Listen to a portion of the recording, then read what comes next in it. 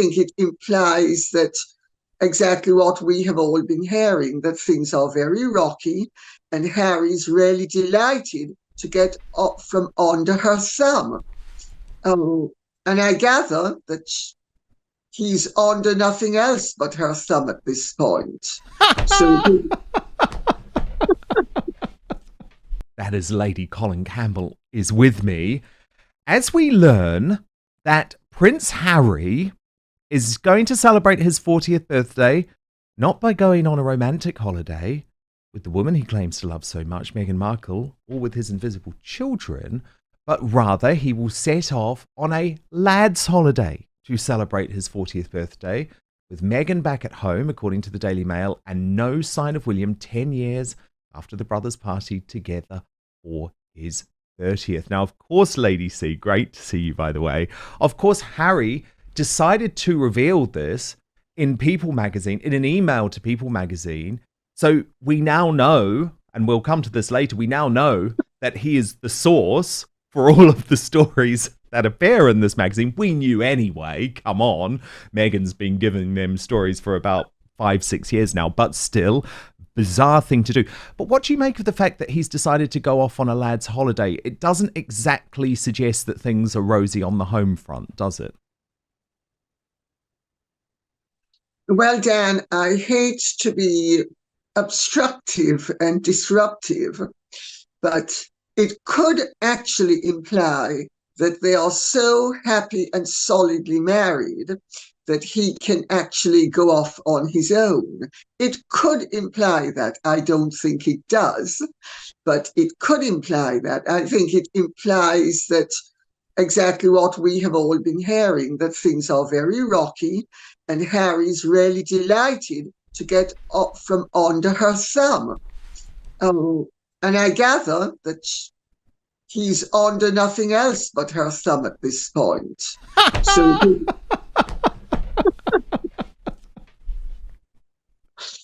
and may I say, it will be interesting if he and Orlando Bloom are together, because Orlando Bloom had the tendency to display that which God gave him. Oh, yes, and as does Harry. God was rather more generous with Orlando than he was with Harry.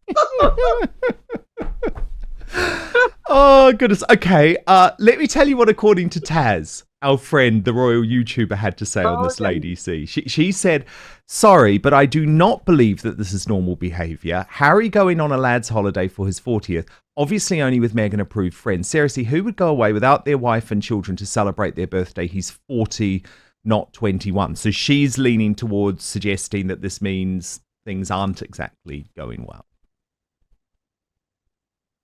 Well, you know, Dan, we've all heard that things are extremely rocky and volatile, but I was simply proposing the alternative as a hypothesis. I don't actually, as I said, believe that that was the case. I think Taz is most likely absolutely right. Harry's most likely delighted to get a break from being under that thumb, and who can blame him?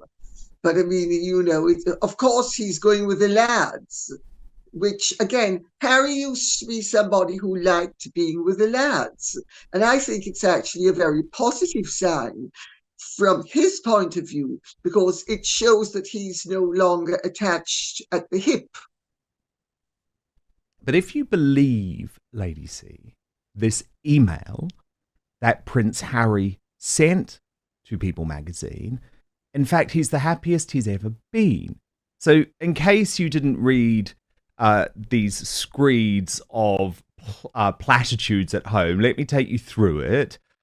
Prince Harry has emailed People magazine to say that the greatest gift of all is his family, his children specifically. He says, I enjoy watching them grow every single day and I love being their dad.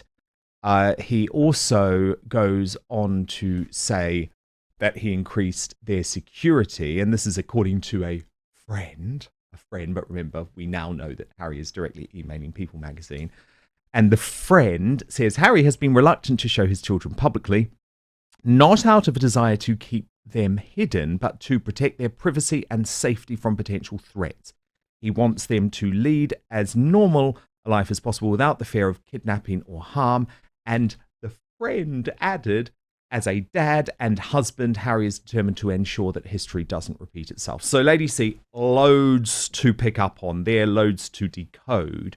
But firstly, what do you make of the fact that he's actually emailing People magazine now with quotes direct that he is allowing them to publish? Isn't that bizarre? Well, again, Dan, I'll say you and I have both known for some time that Harry's a publicity junkie and he absolutely loves it, and his pretense to the contrary was something that people believed at first, but people like us have known for some time that he absolutely just loves the attention. And you only need to see him when he's without Meghan on his own. He absolutely beams with delight when he sees a camera. And then sometimes he remembers he should be glowering. And so he then puts on the glower face. But so that's, right there. I mean, he's an arch hypocrite, and it couldn't be more obvious where that's concerned. Yeah, true. And then do you believe what he has to say in this article? Because it's an interesting one, isn't it, to write an article to a magazine or give a statement to a magazine, which means they are going to put your children at the center of the coverage, while at the same time saying that you're doing everything to protect the privacy of your children. That doesn't exactly add up, does it? Well, nothing with them ever adds up. The fact of the matter is that, a very happy couple and a very happy person would not be asserting so firmly how happy he is. I do think that he's absolutely right when he says that his children are the center of his life and that they have given him a purpose in life. I think that's absolutely true. I would have said that, as for gilding the rest of the lily, that he's so happy. My understanding is he's not so happy. The marriage is extremely rocky and very volatile, and nobody likes being under somebody's heel the way he is at all times under hers. But I will say, as somebody whose children were threatened with being kidnapped as well, in the early 2000s, and I had to get Scotland Yard involved. Wow. And, it's ludicrous scary to say that if the children are not photographed, that they're somewhat safer. That's utter rubbish, because a kidnapper would target the children and would be very easily able to see what the children looked like just by following them from home to school on a daily basis. So right there, that doesn't add up. And it certainly doesn't add up to people who've had their children being threatened with kidnapping, as I had with mine when they were younger. So it doesn't make sense. But everything that Harry and Meghan do somehow doesn't quite add up. And they sort of push out these narratives and come up with these excuses to justify their conduct. But if you actually know what's really going on, none of it makes sense. So that, again, I thought was just ridiculous, at least to me, because I've been there and done that. And I know that kidnappers already, it's very easy for a kidnapper to find out which specific child they're going to kidnap. I mean, they don't go and kidnap the neighbor's child. It's ludicrous. I mean, he may be stupid, but not everybody's as stupid as he is. Please click on my face just to the bottom left to subscribe to this brand new independent news source and turn on the notification bell so you'll be alerted to our brand new live shows, uncancelled interviews, and special royal episodes. No, indeed. Now, look, I want to talk to you about the big other story of the week involving the Sussexes, which was over this re-emergence in public at the local Montecito bookstore with Oprah Winfrey. So everyone was thinking, oh, this is odd because Oprah had distanced herself from Harry and Meghan. Maybe they're back being friends again. But now a fascinating video has emerged, Lady C, which I want to play you, which shows Oprah actually arriving in the middle of Meghan's speech. Meghan looks furious that Oprah has stolen her thunder, and Oprah doesn't exactly look delighted to see the Duchess of Sussex. Now, she wasn't happy, was she, Lady C? Because surely that would have been a moment for her to stop and say, whoa, whoa, whoa, look who's just arrived. Oprah Winfrey, the woman behind the legendary book club, the woman who told my story to the world. But instead it was just like a glare and how dare you interrupt my moment and steal the attention from me. Yes, because of course she would not have expected Oprah to do something quite so hostile and unprofessional. I mean, that's really very unprofessional of Oprah, as you know only too well. That, I mean, you would never do that to No, it felt deliberate though, didn't it? What? Well, it felt deliberate.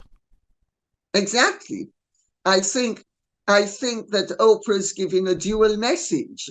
On the one hand, she's in the same room as Meghan, and on the other hand, she's giving the message that, well, maybe everything isn't quite as hunky-dory in the land of Never Never Land as Meghan would like people to believe it is. I think it's very subtle, and I mean, there's absolutely no way that this would have happened if it hadn't been deliberate. And it's a real put down. And I actually don't blame Meghan for being rather cheesed off. Where I do think that she has let herself down is, had she been a little bit more professional, or had a bit more presence of mind, or shall we say a bit more sophistication, she'd have covered it as indeed you suggested she should. Oh, look who's arrived. Oh, isn't it wonderful? Come to hear me speak. I mean, she could have spun it even in that direction, but she didn't. No, and I completely agree. It was rude of Oprah, because the thing you would do if you're late to an event like that, you would wait. You would wait until she had finished speaking and then you would enter. So the whole thing was very awkward. But you saw the posed pictures there. There's photos of Harry with Portia de Rossi, or that's Meghan hugging Portia de Rossi, Ellen DeGeneres' wife. But you didn't see posed up pictures of Meghan and Harry with Oprah. So I think something still is going on there. Certainly there is a frosty relationship these days. But Lady C, can I move on to my favourite royal moment of the week? Because this combined my two countries, so I loved it. So the Black Ferns are the New Zealand female rugby team. They're a great bunch of girls, and they were at a Buckingham Palace reception with King Charles, and they wanted the monarch to have his first ever group hug. This was done, I think, very respectfully, and the king loved it. And he actually spoke about it after too. Wasn't it great? Wasn't it great? Please tell me you loved it.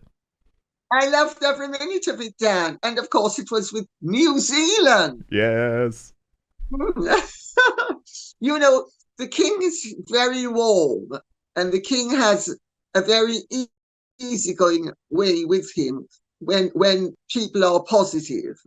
And I mean, this has come across here. I mean, the late Queen would never have done something like that, because, of course, she was a different sort of personality. But he's very warm and affectionate. And he's very warm and affectionate in his private life. And it's coming across in his public life as well, that he really is warm. I thought it was beautiful. And the fact that it had something to do with New Zealand, I wonder if it had anything to do with you, naughty Dan. Well, all I would say is that it's the best of Kiwi down-to-earth nature. There's something about New Zealanders that are very friendly. We don't really do the whole authority thing. And so I loved seeing the combination, because obviously I'm a dual citizen, a dual British and New Zealand citizen, but I'm a major monarchist, and so I loved it. I absolutely loved it. Turning 40 is often seen as a significant life milestone, making Prince Harry's reported decision particularly noteworthy. Rather than celebrating privately with his wife and family, reports suggest he intends to spend the occasion with close friends. While couples frequently celebrate important birthdays in different ways, the unusual arrangement has inevitably fueled discussion given the intense scrutiny surrounding the Sussexes' relationship. Lady Colin Campbell offers two possible interpretations of Harry's reported plans. On one hand, she acknowledges that a secure marriage could allow each partner the freedom to spend time independently. However, she ultimately argues that the trip is more consistent with long-standing rumors that the relationship has become increasingly strained. She suggests Harry may simply welcome some personal space after months of intense public and private pressures. The discussion then explores wider speculation that the Sussexes' marriage has experienced increasing tension in recent months. Various commentators have pointed to separate engagements, changing public appearances, and evolving professional priorities as signs that all may not be well behind the scenes. While none of these reports have been confirmed by the couple themselves, they continue to generate considerable public interest. Attention shifts to Prince Harry's reported comments to People magazine, where he speaks warmly about fatherhood and describes his children as the greatest gift in his life. He reportedly emphasizes how much he enjoys watching them grow and how becoming a father has given him renewed purpose. The presenters note that these comments appear designed to reinforce the image of Harry as a devoted family man. The conversation examines Harry's apparent willingness to communicate directly with selected media outlets. The presenters argue that although Harry has frequently criticized media intrusion, he continues to engage with publications when it allows him to present his preferred narrative. This contrast has become a recurring point of criticism among royal commentators, who question whether his public stance matches his media strategy. Returning to the relationship itself, Lady Colin Campbell claims she continues to hear reports describing the marriage as rocky and volatile. While these remain unverified claims, she argues that people who are genuinely content rarely feel the need to publicly insist on their happiness. The presenters suggest that repeated efforts to reassure the public may instead encourage further speculation. The presenters reflect on how Prince Harry's public image has evolved since leaving the royal family. Once known for his close friendships and active social life, Harry has often appeared closely tied to Meghan in both public appearances and business ventures.